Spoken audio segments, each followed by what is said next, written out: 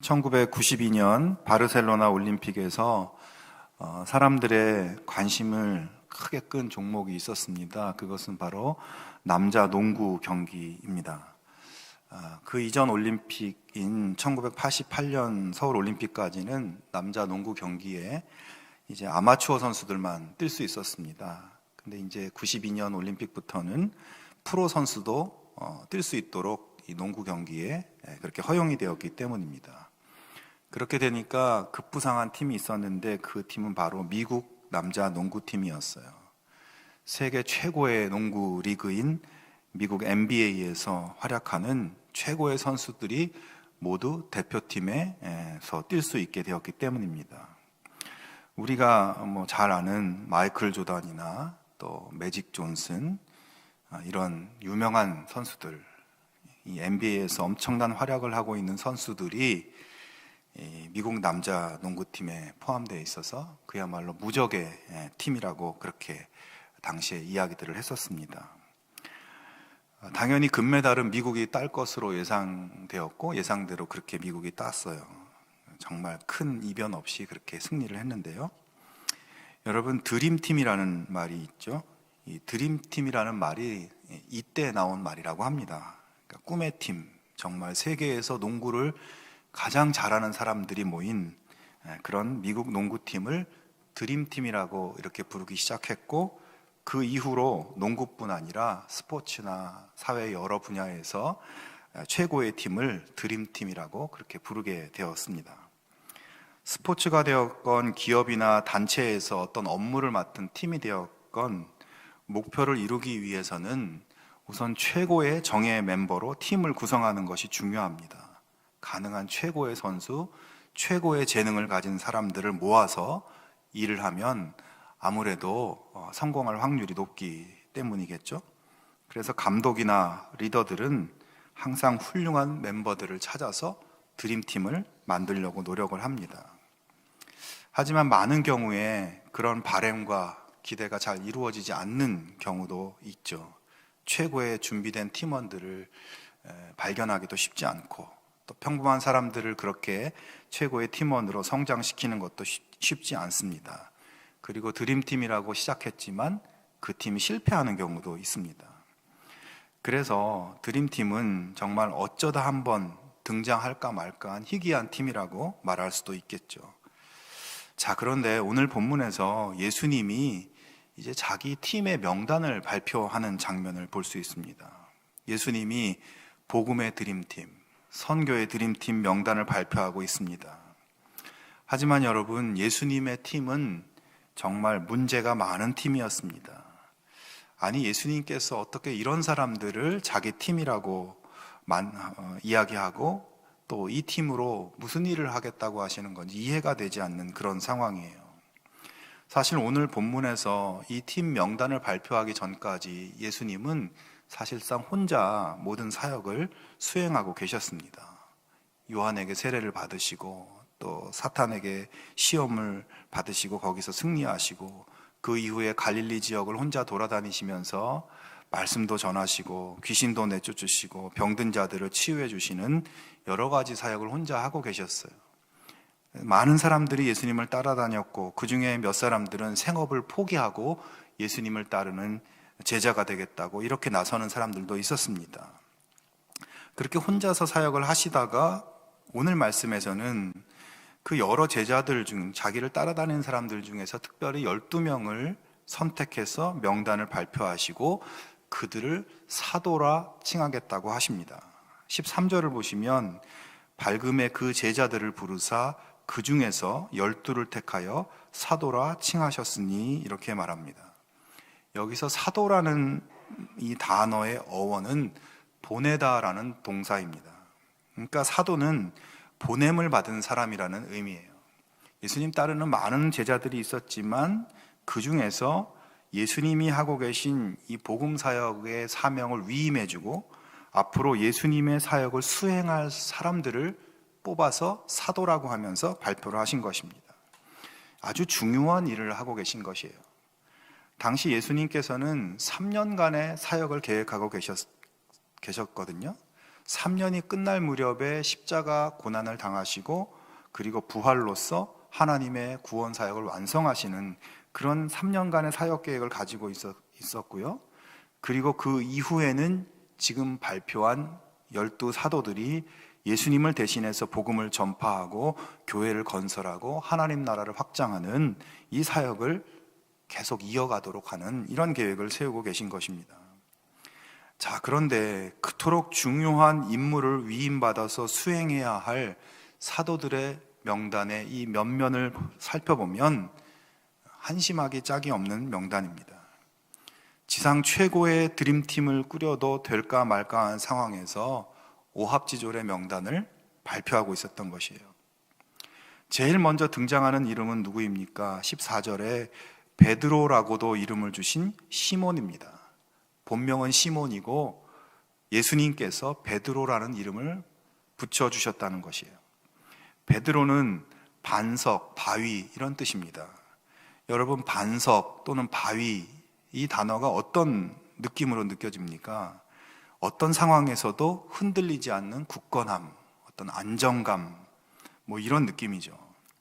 예수님께서 시몬에게 이 이름을 붙여주신 것은 아마도 그를 사도들의 리더로 세우려고 하는 그런 의도였던 것 같아요. 그러나 예수님의 그런 기대와는 달리 시몬은 전혀 바위 같은 사람, 반석 같은 사람이 아니었습니다. 리더감이 아니었습니다. 그는 다혈질이었어요. 성질이 굉장히 급했고 누가 옆에서 흥분시키면 앞뒤 안 가리고 주먹부터 휘두르는 사람이었습니다. 마음만 앞서는 사람, 변덕이 심한 사람, 불안정한 사람이었어요. 예수님을 따라서 죽는 데까지 가겠다고 큰 소리 쳐놓고 금방 돌아서서 나 저 사람 모른다고 이렇게 이야기하는 사람입니다. 겉으로는 큰 소리 쳐도 속은 굉장히 소심한 사람이었어요. 한 번은 이런 일도 있었습니다. 예수님께서 부활 승천하시고 한참 뒤에 이 일이 있었는데요. 당시 초대교회가 형성되고 복음이 점점 확장되면서 많은 이방인들이 예수님을 믿고 교회 공동체의 일원이 되었어요. 부흥의 역사가 왕성하게 일어나고 있었습니다. 하루는 베드로가 안디옥이라는 도시에서 복음을 전하다가 이방인들과 함께 식사를 하면서 교제를 하게 되었습니다. 그런데 그렇게 베드로가 이방인들과 식사 교제를 하고 있는데 어떤 유대인들이 그 현장을 갑자기 급습한 거예요. 당시 유대인으로서 이방인과 식사 교제를 하는 것은 유대교회에서 엄격하게 금지하는 일이었거든요. 베드로는 그 일로 인해서 내가 어려움을 겪게 되고 또 위협을 받게 될까 봐 재빨리 그 자리에서 도망을 칩니다. 이방인이나 유대인이나 모두 예수님 안에서 한 형제라는 이 복음의 진리에 대한 확신이 부족한 연약한 모습, 소심한 겁쟁이의 모습을 하고 있는 것입니다. 예수님은 이런 사람을 반석이라고 바위라고 하시며 당신의 팀의 주장으로 세웠습니다. 다음으로 눈에 띄는 사람은 야고보와 요한입니다. 오늘 본문에는 안 나오지만 예수님은 이 사람들에게도 별명을 붙여주셨는데 그 이름은 보아너게라는 이름이었어요. 보아너게, 이 말의 뜻은 우레의 아들, 천둥의 아들이란 뜻입니다. 우레는 두 가지 의미로 볼 수 있는데 긍정적으로는 하늘의 메신저, 아주 강력한 메신저라는 의미예요. 하나님의 메시지를 전하는 사람이라는 뜻입니다. 그러나 부정적인 의미로는 파괴적이고 급하고 아주 두려운 그런 이미지이죠. 우레라는 의미가 이렇게 부정적인 뜻도 있지만 예수님이 야고보와 요한에게 너희는 우레의 아들이다 이렇게 이름을 붙일 때는 분명히 그들을 하늘의 메신저라는 뜻으로 그렇게 부르셨을 거예요. 하지만 정작 우레의 아들 야고보와 요한은 어떤 사람들이었나요? 정말 성격이 벼락 같은 사람들이었습니다. 누가복음 9장에 보면 예수님과 제자들이 사마리아의 어떤 마을로 들어가려고 하는데 그 마을 사람들이 예수님의 일행을 가지 못하게 가로막고 예수님의 일행을 위협하면서 쫓아내는 거였어요. 그때 우레의 아들 야고보와 요한이 이렇게 이야기를 합니다. 예수님, 저런 몹쓸 놈들이 어디 있습니까? 저런 놈들은 그냥 내버려 두시면 안 됩니다. 주님, 하늘에서 불을 내립시다. 저 사람들에게 벼락을 쳐버립시다. 저 마을을 싹 다 불태워 버립시다. 이렇게 이 우레의 아들들이 벼락같이 화를 내면서 이야기를 했어요. 예수님은 그들이 하늘의 메신저이길 바랬지만 그들은 그냥 파괴적이고 성질 급한 벼락 같은 사람들, 못 말리는 형제들이었습니다. 문제의 사람들은 또 있었습니다. 그 사람들은 바로 세리 마테와 셀롯이라는 시몬입니다. 세리 마테는 이스라엘을 점령하여 지배하고 있는 로마 정부를 대신해서 백성들에게 세금을 거두는 사람이에요. 쉽게 말해서 우리나라 일제강점기의 친일파 같은 사람입니다. 민족의 배신자입니다. 반대로 셀롯이라는 시몬은, 여기서 셀롯은 셀롯이라고 하는 이 정치적인 집단을 이야기하는데 셀롯 땅 당원이었어요. 이 시몬이라는 사람이요. 셀롯 땅은 당시 로마 정부에 대해서 아주 극렬하게 반대하면서 과격하고 폭력적인 방법으로 저항하는 극단주의자들의 단체였습니다. 말하자면 무장 독립투사들이에요. 혁명 전사들이에요. 예수님의 제자 중에 이 셀롯 땅에 소속된 시몬이라는 사람도 포함되어 있다는 것이에요. 자, 그러니까 지금 예수님의 제자 중에 한 사람인 마태는 로마 정부를 열심히 돕는 사람이고, 반면에 한 사람 시몬은 로마 정부에 대해서 맹렬하게 저항하고 폭력까지도 불사하는 사람이었습니다. 한 사람은 친일파, 한 사람은 독립투사. 여러분, 이 단체의 분위기가 어떨 것 같습니까? 사사건건 싸우고 분위기가 험악해지지 않았겠어요? 예수님이 왜 이렇게 서로 양극단의 성향을 가진 사람들을 뽑아서 함께 하겠다고, 내 사역을 너희가 맡아서 하라고 하시는지 이해가 되지 않습니다. 그리고 도마라는 제자도 있었어요. 이 사람은 여러분 참 유명한 사람이죠. 의심 많은 제자. 예수님이 부활했다고 제자들이 이야기하니까 무슨 말도 안 되는 헛소리를 하냐고, 죽은 사람이 어떻게 살아나냐고, 나는 그 사람을 부활하셨다면 내가 내 눈으로 보고 내 손으로 만져보지 못하면 믿지 못하겠다고. 예수님이 정말 부활하셨다고 증언하는 증언자들이 많았지만 이 사람은 믿질 않았습니다.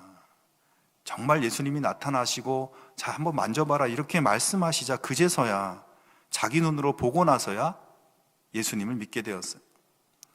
자기 눈으로 보고 손으로 만져보고 겪어본 것만 믿는 의심 많은 사람이었습니다. 그는 아마 예수님이 말씀을 가르치실 때에도 마음속으로는 에이, 저거 말도 안 돼, 예수님의 말씀조차도 그의 마음속에는 믿어지지 않고 받아들여지지 않았을 거예요. 의심이 많기 때문에. 여러분, 무슨 일을 할 때 의심 많은 사람하고 같이 일하면 얼마나 피곤합니까? 예수님은 이렇게 피곤한 캐릭터를 가진 도마라는 사람을 사도라고 발표하십니다. 그리고 마지막에 가룟 사람 유다가 있습니다. 이 사람은 나중에 예수님을 배신하고 예수님을 종교 지도자들에게 팔아넘깁니다. 하지만 아이러니하게도 여러분, 예수님이 발표하신 명단 중에서 그래도 제일 똑똑한 사람은 바로 유다였습니다. 눈치도 빠르고 계산에도 능하고. 그래서 예수님은 유다에게 회개 업무, 모든 살림살이를 맡겼어요. 하지만 그렇게 똑똑하고 능력 있는 유다는 결국 예수님을 팔아넘기는 배신자가 되고 맙니다. 우리는 한편으로 그런 생각도 해볼 수 있습니다. 예수님이 굳이 이렇게 12명의 명단을 발표하고 그들의 사역을 맡기지 않으셔도 충분히 자기 뜻하신 것을 이룰 수 있지 않았을까, 그리고 다른 방법도 있지 않았을까 하는 것입니다. 이렇게 엉터리 같은 사람들을 데리고 다니시면서 속 썩을 필요가 뭐가 있습니까? 혼자서도 얼마든지 하실 수 있는 능력이 되지 않습니까? 자, 그런데 여기서 또 한 가지 살펴볼 것이 있는데요. 예수님께서 이 명단을 발표하실 때 예수님이 처해 있는 어떤 그 특별한 상황이 있었다는 거예요. 본문 12절에 보면 이때 예수께서 기도하시러 산으로 가사 밤이 새도록 하나님께 기도하시고 라고 되어 있습니다. 예수님께서 12사도의 명단을 발표하시기 직전에 어떤 상황이 있었어요. 여기 보면 먼저 이때라고 하는데, 이때가 어떤 때인가, 그 앞에 사건을 봐야 되는데요. 12사도 명단이 발표되기 전에 예수님은 안식일에 회당에서 말씀을 전하고 계셨습니다. 근데 그 회당에 많은 사람들이 예수님 말씀 들으려고 모였는데 그 중에는 오른손에 장애가 있는 사람도 있었고 또 율법학자들과 바리새인들, 이런 사람들도 있었어요. 율법학자들과 바리새인들은 예수님의 말씀을 듣고 은혜 받으려고 온 사람들이 아니라 예수님의 말씀에 무슨 꼬투리 잡을 게 없나, 뭐가 잘못되고 또 뭐가 위법한 것이 있지 않나, 고발할 것이 있지 않나, 이걸 찾기 위해서 온 사람들이에요. 이 사람들은 예수님의 행적에 대해서 지금 굉장히 심각하고 우려되는 부분이 있다는 소문을 듣고 온 거예요. 예수님이 안식일에 해서는 안 될 일들을 하면서 안식일법을 어기고 있고, 나병 환자와 접촉하면서 정결법을 어기고 있고, 심지어는 중풍병자를 고쳐주면서 자기가 그 사람의 죄를 사해준다고 신성모독죄를, 이 예수가 그렇게 범죄를 하고 있다는 소문이 퍼지고 있었던 것입니다. 그래서 그들은 안식일에 회당에서 예수가 또 말씀을 가르친다는 것을 알고 찾아온 거죠. 그리고 마침 오른손에 장애를 가지고 있는 사람이 거기에 있었습니다. 예수가 저 사람을 어떻게 하나 보자 예의주시하고 있었어요. 아니나 다를까 예수가 그 오른손에 장애가 있는 사람을 고쳐주는 것입니다. 안식일에 해서는 안 될 일을 하고 있어요. 안식일법을 어기고 있어요. 그 광경을 본 율법학자들과 바리새인들은 어떻게 반응을 했을까요? 11절에 보면 그들은 노기가 가득하여 예수를 어떻게 할까 서로 의논하니라 라고 되어 있습니다. 여러분, 여기서 노기가 가득했다, 이 말을 원어의 의미로 보면 굉장히 격분해서 미칠 것 같은 분노에 빠졌다는 의미예요. 정신이 나갈 만큼 화가 났다는 거예요. 노기가 아니라 광기가 가득한 상황입니다. 예수를 어떻게 할까 서로 의논했다고 하는데, 다른 복음서에 보면 이때 그들이 어떻게 예수를 죽일까 의논했다고 되어 있습니다.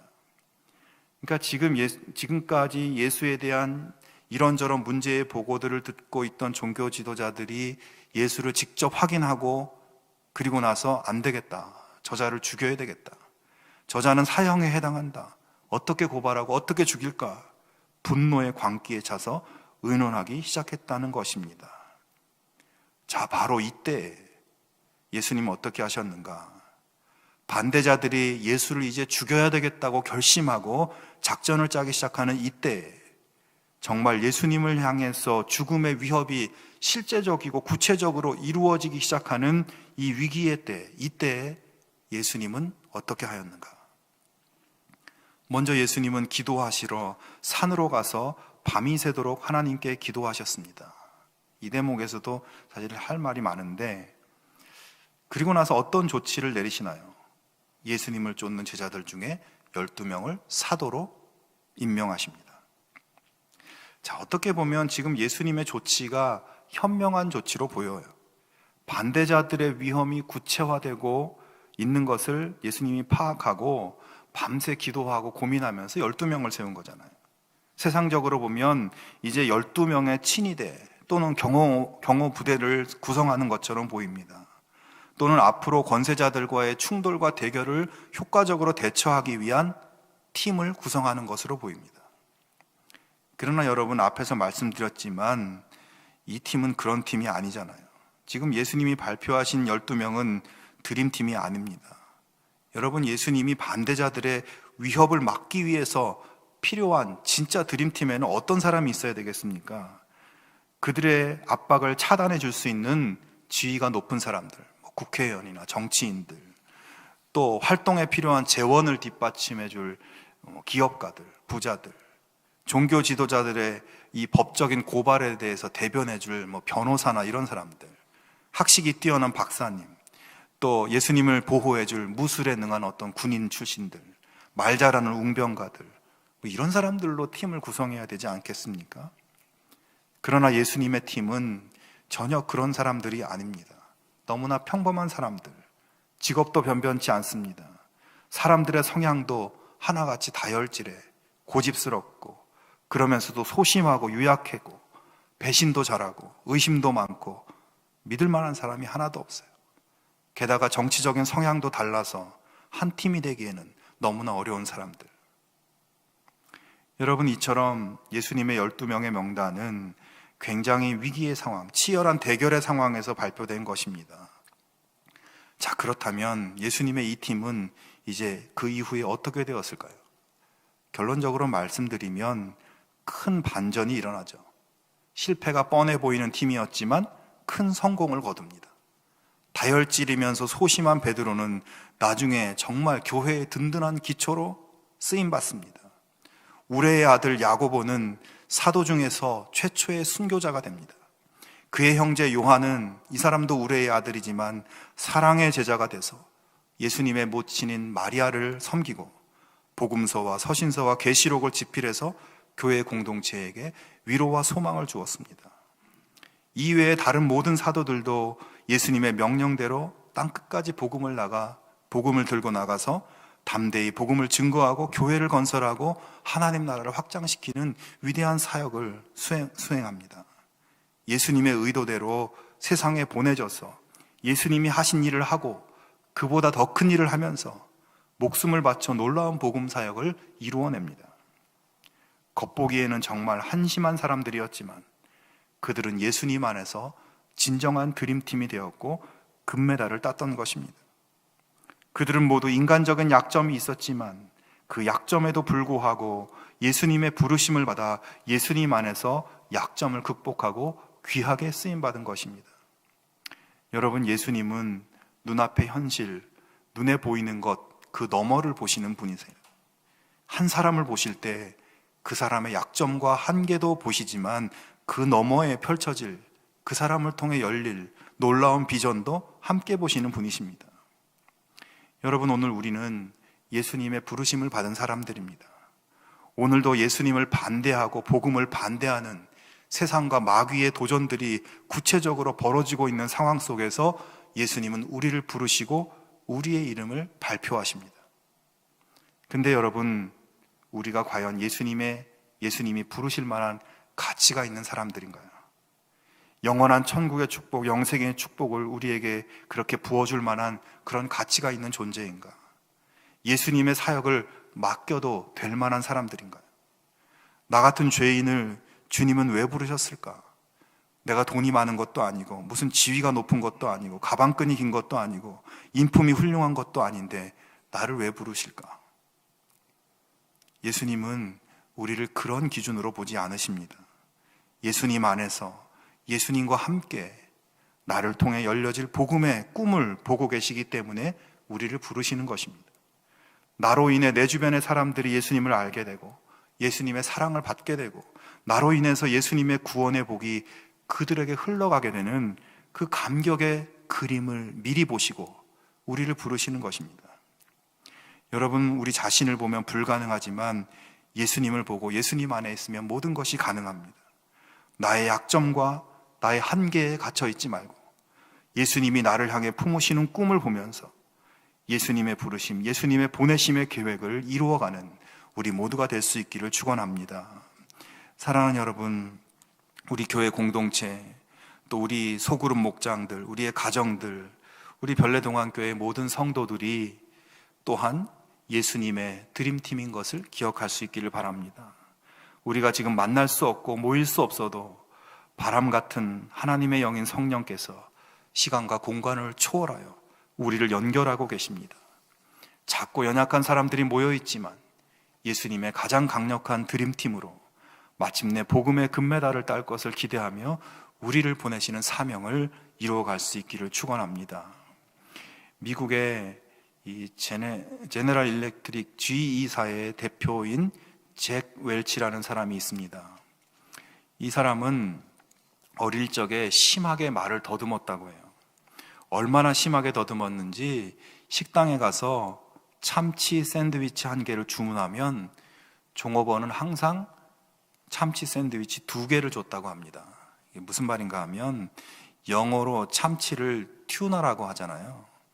그래서 이 잭이 식당에 가서 튜나 샌드위치를 주문할 때 그 종업원한테 튜나 샌드위치 이렇게 이야기를 하지 못하고 말을 더듬으니까 튜나 샌드위치 이렇게 말을 했다고 해요. 종업원은 잭이 더듬는 것을 튜나, 2개의 튜나로 이렇게 알아듣고 2개의 샌드위치를 서빙하였다는 겁니다. 재미있는 이야기일 수 있지만 그는 얼마나 힘들었겠어요. 하지만 이 잭 웰치에게는 지혜로운 어머니가 있었습니다. 그의 어머니는 아들이 자신의 단점을 장점으로 여기도록 만들었습니다. 어머니는 잭이 말을 더듬을 때면 그에게 야, 너는 너무 똑똑하기 때문에 그런 거야. 너처럼 똑똑한 아이의 머리를 너의 혀가 따라오지 못하기 때문에 그런 거야. 이렇게 말해줬다고 합니다. 말이 쫓아오지 못할 만큼 머리가 빨리 돌아가는 똑똑한 아이이기 때문에 말을 더듬는 것이라고 이렇게 격려한 거예요. 어머니의 이런 격려 때문에 잭은 자신이 말을 더듬는 것을 전혀 창피하게 생각하지 않았고 자신감을 가질 수 있었다고 합니다. 그의 어머니는 아들에게서 이루어질 미래를 내다보고 실패자로 살 수 있었던 아들을 일으켜 세운 사람인 것이에요. 성도 여러분, 예수님께서는 오늘 이 불안과 염려가 가득 찬 시대에 유능하고 대단한 사람들을 보내는 것이 아니라 바로 우리들을 보내십니다. 연약하고 내세울 것이 없어 보이는 우리를 예수님은 받아주시고 불러주시고, 그리고 예수님 안에서 우리의 가정을 변화시키고 세상을 변화시키고 구원의 역사를 일으켜 나가십니다. 우리 모두가 예수님의 드림팀이라는 것을 기억하고 우리를 통해 열어가시는 복음의 생명의 비전을 기대하며 용기를 내고 사람들을 위로하고 일으켜 세우는 이 시대에 예수님의 사도들이 다 되실 수 있기를 주님의 이름으로 축원합니다. 함께 기도하겠습니다. 하나님 아버지, 우리를 불러주시고 우리를 사용하여 주심을 감사합니다. 우리는 연약하고 부족한 사람들입니다. 죄 많은 사람들입니다. 그러나 주님은 우리의 모든 죄를 사하시고 이 악한 세대, 절망과 슬픔의 세대 속에 생명과 구원의 복음의 일꾼으로 삼아 주셨습니다. 나를 보면 안 되지만 주님을 보면 모든 것이 가능하다는 것을 믿고 삶의 자리에서 보냄받은 제자의 사명을 잘 감당할 수 있도록 도와주시옵소서. 예수님의 이름으로 기도하옵나이다. 아멘.